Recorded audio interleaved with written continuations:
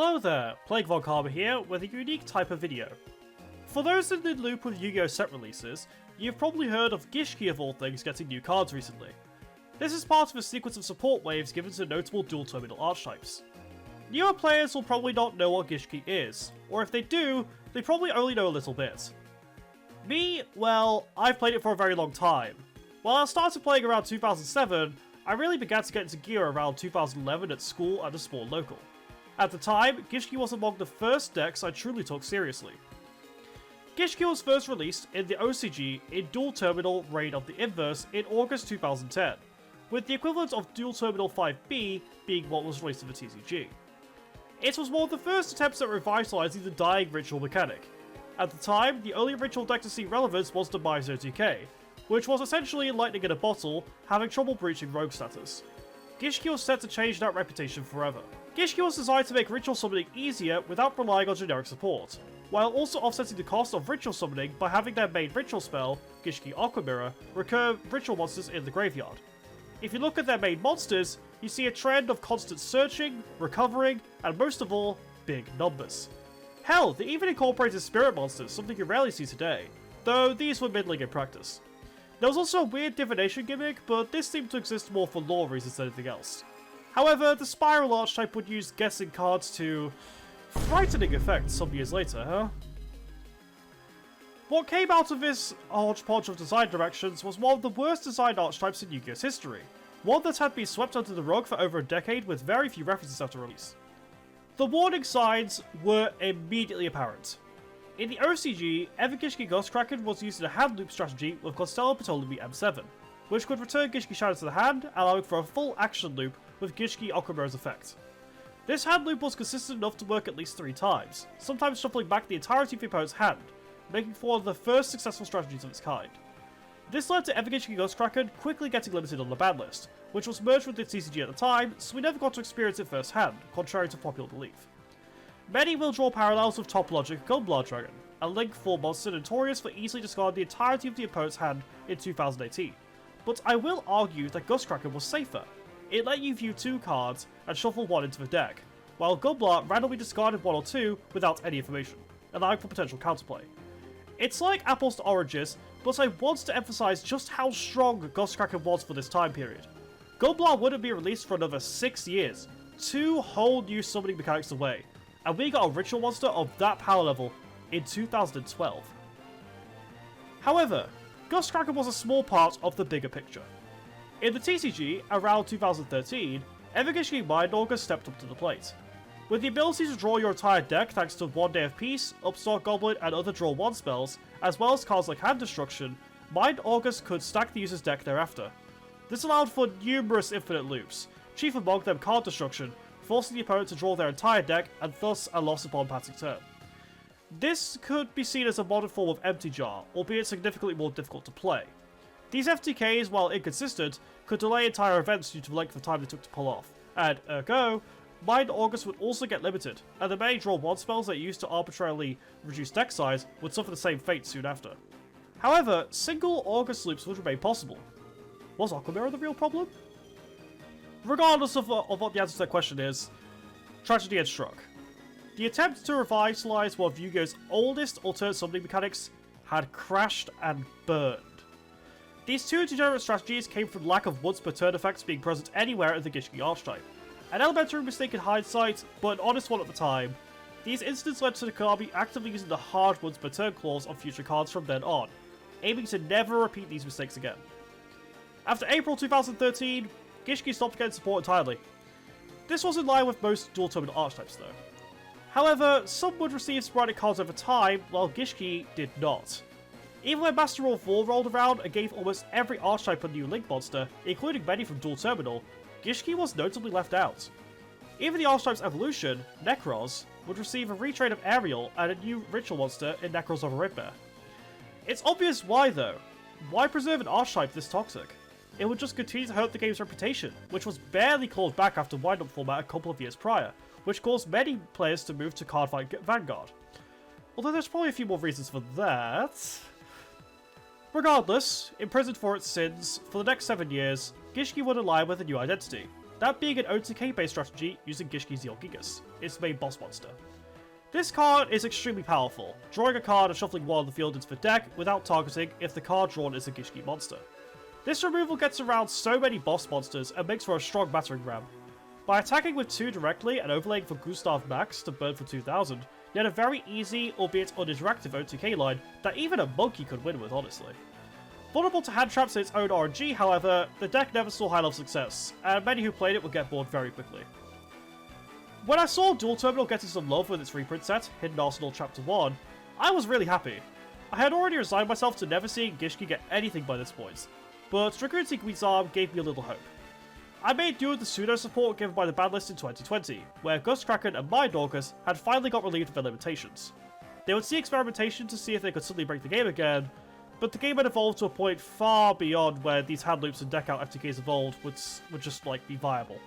However, Drytrod did sporadically use Gustkraken for hand loop purposes.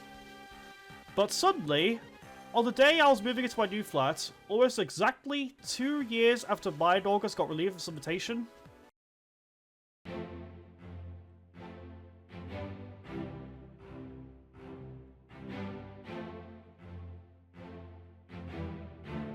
I was blown away. It was 4 AM, and it took everything in me to not wake my family up. To say I'm attached to this archetype is an understatement, really. It's been 10 years, and I can hardly believe I'm making this video. So, let's have a look at this new stuff, huh? Let's begin with the least impactful, Gishki Ice Mirror. This card can be used to ritual summon any Gishki ritual monster. You must also tribute either one face-up monster your opponent controls, or monsters from your hand or field whose total levels equal exactly the level of the ritual monster you ritual summon. If you do, you lose LP equal to the summoned monster's ritual attack. If this card is in your graveyard, you can target one Gishki monster in your graveyard, place it on top of the deck, and if you do, place this card on the bottom of the deck.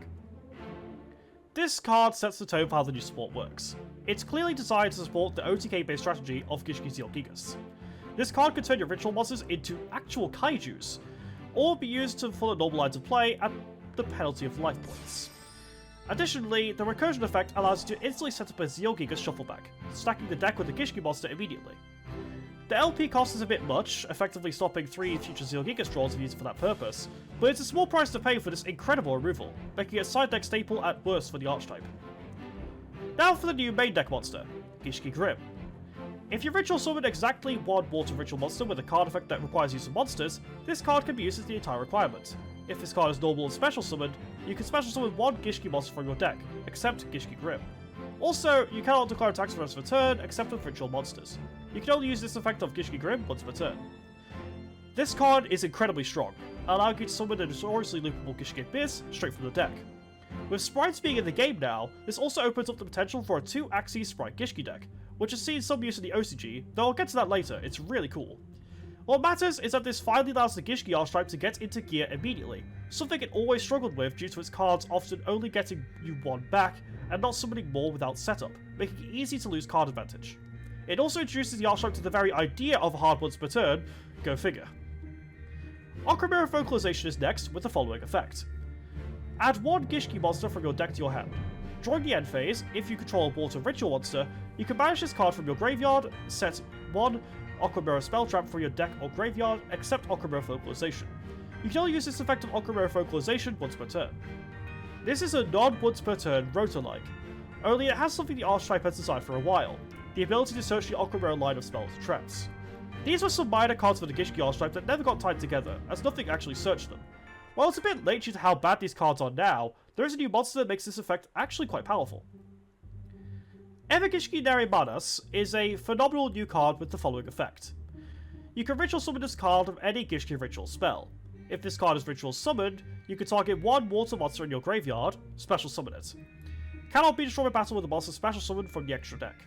Once per turn, when your opponent activates a monster effect, quick effect, you can return one Gishki ritual monster you control to the hand, and if you do, negate the activation, and if you do that, shuffle that card into the deck. Let's get one thing out of the way. Narimanas has no hard once per turn on its effect at all. Thus this card is, like its predecessors, very easy to loop, allowing for the continuous survival of Gishki Abyss or other copies of itself to continue combos or set up multiple monster negates. This finally gives Gishki a going first play, something it has struggled with for many years. The battle protection and shuffling of negated cards back into the deck are just icing on the cake, really. Additionally, Nerimanus' negation effect makes it the only ritual monster you can really justify using with Aquamarine Illusion, an old trap card that can force a ritual monster out of your hand. Because the penalty is bouncing the ritual monster back to hand in the end phase, Nerimanus really just doesn't care about the drawbacks, making Aquamarine Vocalization into a 1 card 2 negate setup, and even more if any ritual piece is present. Really, the only problem I can really have with this strategy is that you can't search Vocalization, which is... I don't know, it's pretty stupid, isn't it? Now, I actually held off on making this video, due to lots of editing ideas I was dissatisfied with, and wanted to see how the support plays out. I'm really glad I did, as this archetype has actually been topping in the OCG since then. Previously, Gishki only had 3 surviving tops I could find, 2 in 2013 with the Gustkraken Hand Loop and Mind Orcus FTK respectively, and a strange level 8 turbo variant in hat format. We've managed to get this many tops, 3, within 2 weeks. So let's go over a few of these topping Sprite Gishki decks to see what's been developing. The first top in 8 years was at the Quinta 3v3, where it placed first actually. We see the deck used alongside a small Sprite engine and an instant fusion package. The creator notices that Gishki has a tendency to fill its board with monsters very quickly, allowing for them to use IP Masquerader to outright go into Underworld Goddess of the Closed World immediately, a powerful Link 5 that ends turns very easily if used on the opponent's turn. You can also see Aquamarine Illusion being explored. The next top was first again at the Yangguang card ranking tournament in China, once again being used with sprites. This utilised a much heavier sprite engine as well as Nimble Beaver for increased consistency. You see, Gishki Grim is a very easy normal summon to hit with hand traps like Ash Blossom, so having a plan B greatly assists with succeeding with your combo. Keep in mind, you can't summon it with Nerimanus using it if it's negated. The deck also uses Nightmare Corruptor Ibli as its gigantic sprite target to lock the opponent out of anything but Link summoning for a turn. In a format dominated by T-elements, this can be a game ender. Finally, for assistance with closing out games, Sky Cavalry Centauria can be seen as line into Divine Arsenal AA Zeus Sky Thunder. What an amazing name. The next list came second at the 110th Next Play Cup in Japan, piloted by a player called Alulu. This deck dips more into the Gishki side of things, using Beautiful Princess as a way to cheat out Gishki Grim. It compresses the sprites more, notably leaving Sprite Red out in favour of relying on Nerimanus' monster negate. Carrot is far more important for covering spells and traps that could break your board. It uses Yilgigas in the side deck for going second, something the other decks left out, which I personally very much appreciate. Whether Sprite Gishki becomes relevant in TCG is anyone's guess. The OCG notably has cards like Max C legal, which morphs the metagame to a significant degree, and thus makes comparisons difficult to quantify. However, the boards the deck can produce thanks to the sheer amount of bodies, as well as Nerimanus' play installation, definitely raises eyebrows.